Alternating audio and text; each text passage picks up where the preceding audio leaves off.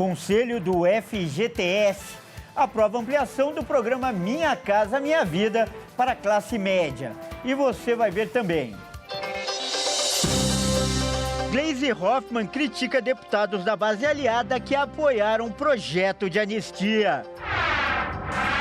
Bolsonaro caminha pelos corredores da UTI, mas ainda não tem previsão de alta. Uma imagem impressionante. Carro desgovernado invade mercado no Rio de Janeiro e funcionário consegue se salvar por pouco.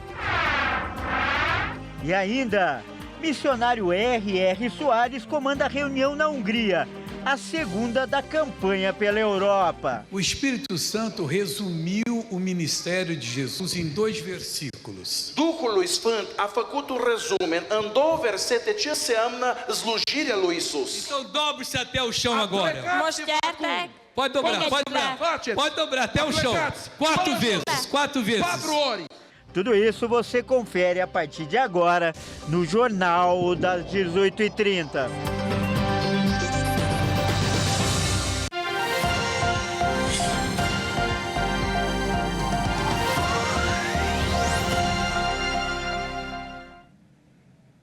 Olá, mais uma vez, seja muito bem-vindo, uma ótima noite para você. São 18h37 pelo horário de Brasília. Eu sou o Kleber Werneck e a partir de agora você confere comigo as principais notícias desta terça-feira, nesta edição do Jornal das 18h30. Bom, o Conselho do FGTS aprovou a ampliação do programa Minha Casa Minha Vida para atender também a classe média. A faixa 4 do programa terá teto de renda familiar de R$12 mil. O FGTS aprovou a ampliação do programa Minha Casa Minha Vida para a classe média. O governo vai criar a faixa 4 do programa, com um novo teto de renda familiar de R$12 mil. A expectativa é que a nova cobertura esteja disponível em maio. A ampliação do programa é possível porque o governo direcionou R$15 bilhões do Fundo Social do Pré-Sal para o Minha Casa Minha Vida, que serão usados para compor o orçamento das faixas 1 e 2 do programa. Com a criação da faixa 4, o programa vai permitir a compra de imóveis de até R$500 mil, financiados em até 420 meses, que são o equivalente a 35 anos, com juros de 10,5% ao ano. Segundo o governo, a medida tem potencial de atender inicialmente 120 mil famílias. O Conselho do FGTS também aprovou o reajuste nas faixas salariais do Minha Casa Minha Vida. Faixa 1 passa a atender a renda familiar de até R$ 2.850. Faixa 2, R$ 4.700. E faixa 3, R$ 8.600. As mudanças também incluem um ajuste para permitir que famílias com renda de até R$ 4.700 possam adquirir imóveis com teto de financiamento da faixa 3, com teto de R$ 350 mil, porém com as mesmas condições.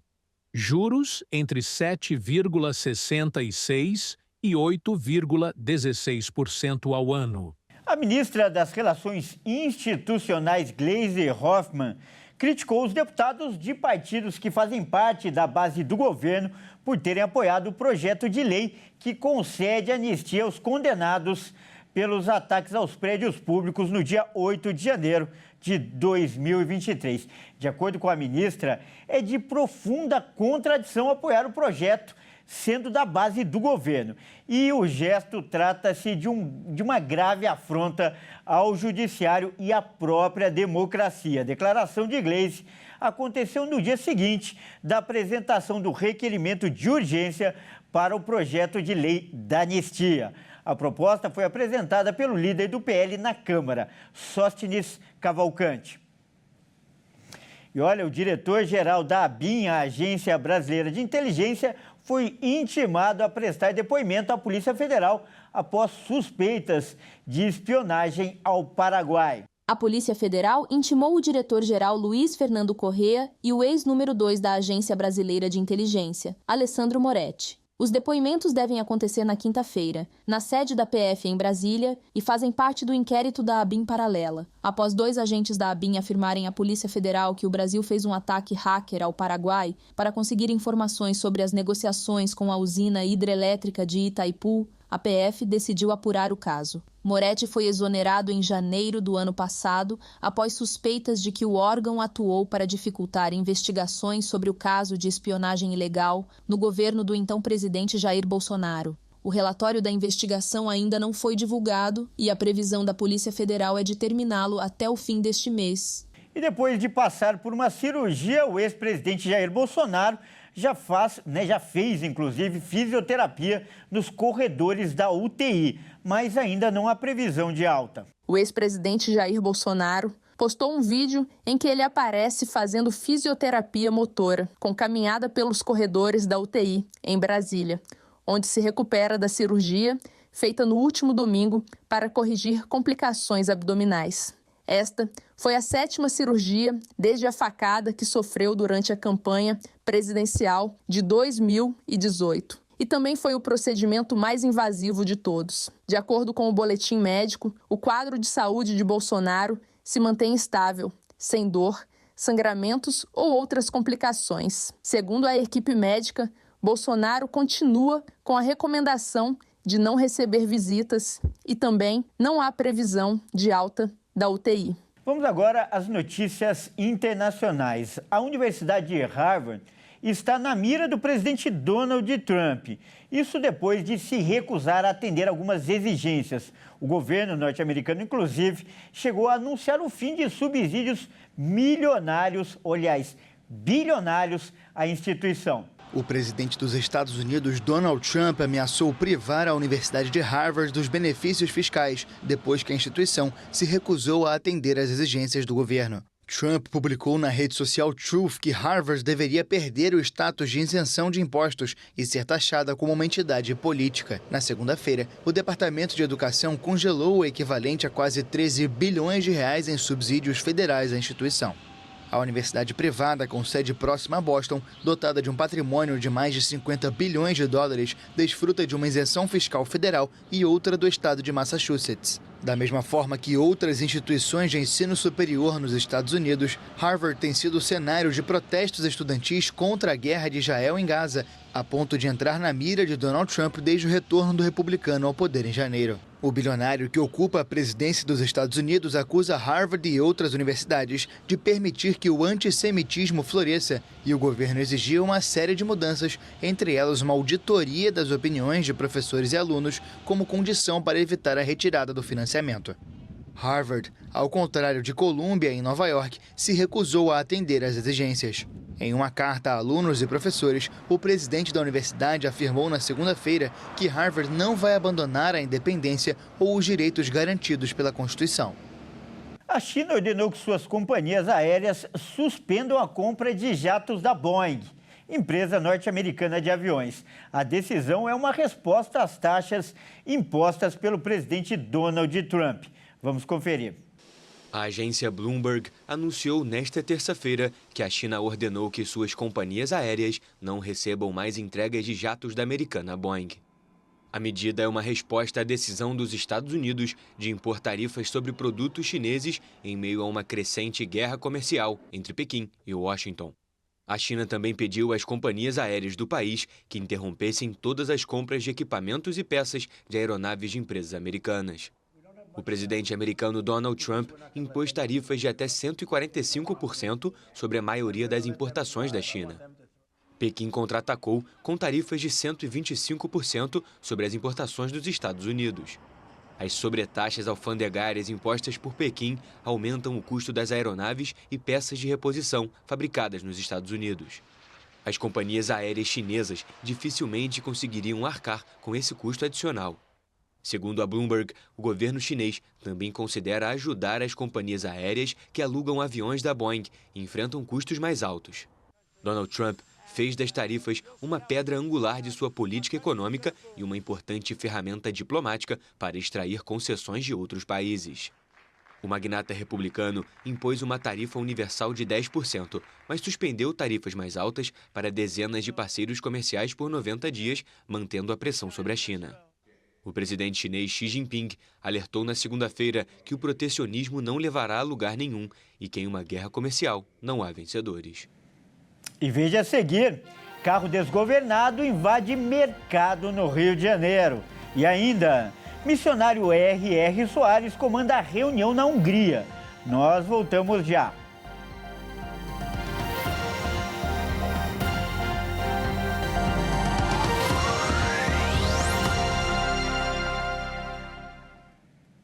Mais uma vez, seja muito bem-vindo. Nós estamos de volta e ao vivo.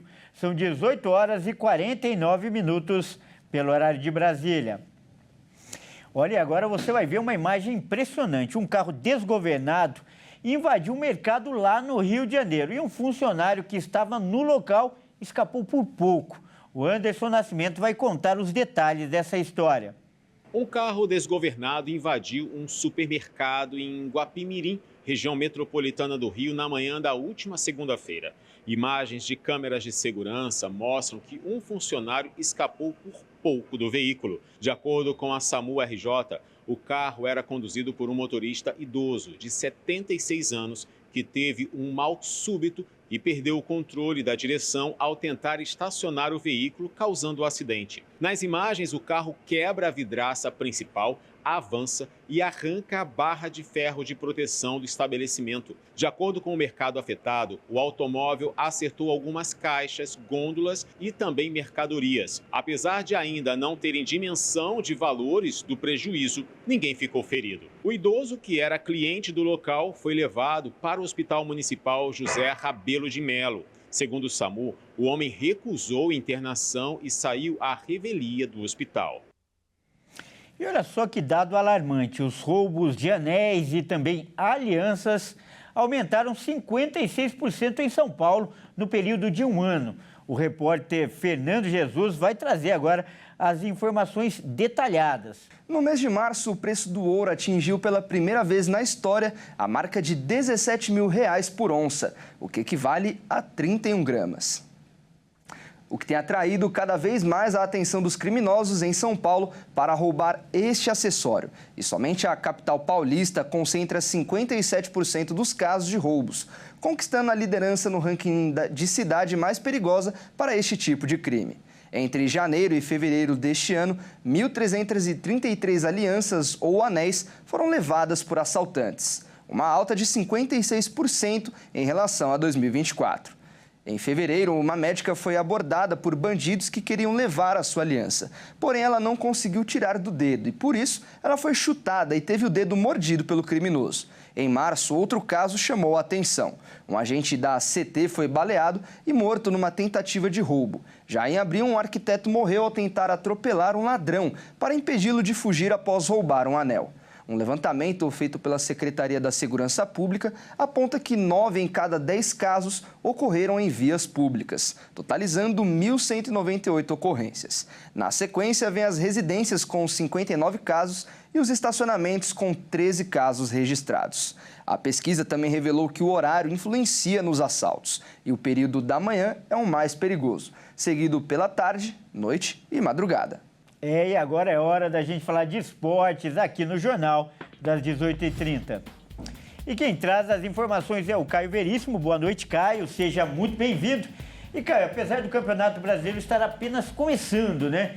Tem time da Série A já pensando em mudar de técnico, Caio? É isso aí, Kleber. Boa noite a você, boa noite a todos que nos assistem. Bom, pelo menos 5 grandes campeões do futebol brasileiro já estão cogitando entrar nessa dança dos técnicos e velhos conhecidos podem estar pintando no futebol brasileiro. Vamos ver. Depois de 3 rodadas do Brasileirão, a dança dos técnicos já começa a dar indícios de que vai começar antes do que o previsto. No Santos, Pedro Caixinha já foi demitido do clube após um início de temporada sem muita inspiração. Com 1 ponto somado em 3 3 jogos no Brasileirão. O técnico português não conseguiu permanecer no cargo e agora o Peixe já tem um novo alvo, Jorge Sampaoli. Sampaoli já teve uma bela passagem no Santos em 2019, quando encerrou o Campeonato Brasileiro na 2ª posição. As conversas seguem bem adiantadas e a qualquer momento pode sair o anúncio do acordo entre as duas partes. Já no São Paulo, Zubeldia segue em baixa. O técnico do tricolor não tem conseguido manter sua equipe em alto nível e esse desequilíbrio dentro de campo tem gerado muito descontentamento por parte da torcida. A diretoria do São Paulo bancou a permanência do argentino até domingo, dia do clássico contra o Santos, mas é aqui onde um detalhe bem interessante vem à tona. O técnico Dorival Júnior, demitido da seleção brasileira, revelou que só voltará a dirigir uma equipe após a Páscoa e a diretoria são paulina pode estar esperando essa data para definir se rompe ou não com Zubeldia, abrindo assim espaço para Dorival voltar ao clube. Outro fator interessante é que Dorival irá receber R$1 milhão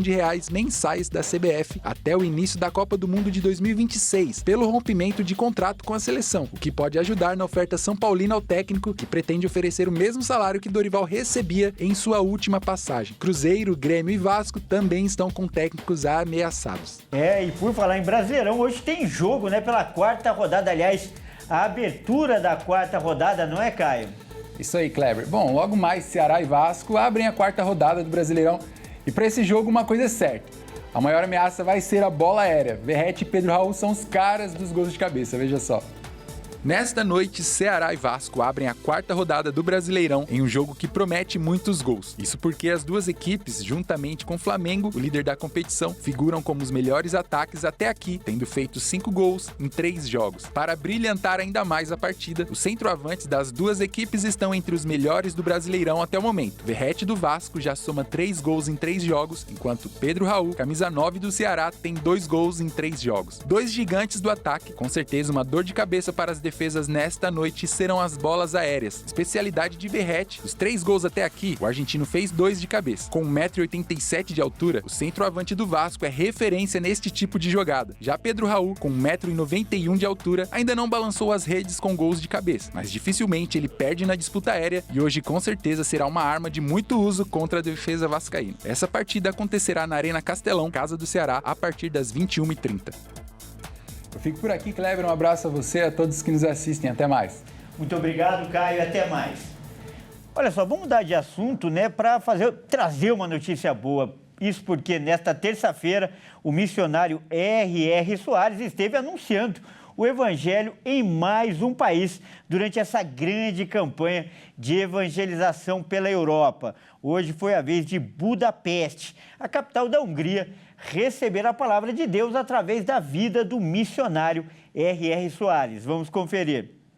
O Espírito Santo resumiu o ministério de Jesus em 2 versículos. Duhul Sfânt a făcut un rezumen în 2 versete ce înseamnă slujirea lui Isus. A Szent Szellem 12 versben tulajdonképpen részletezi, hogy mit tett Jézus szolgálatát. Está escrito assim em João 8:31 e 32.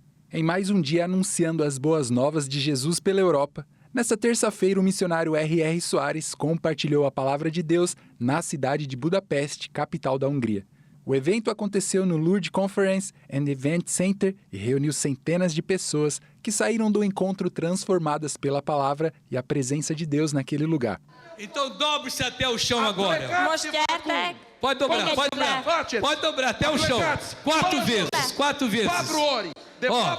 Olha só. Olha que coisa linda, irmão.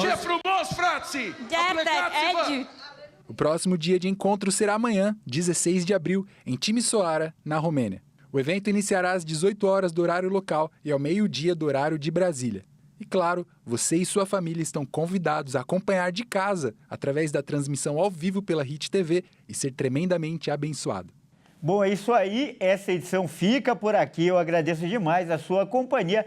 Ótima noite e até amanhã.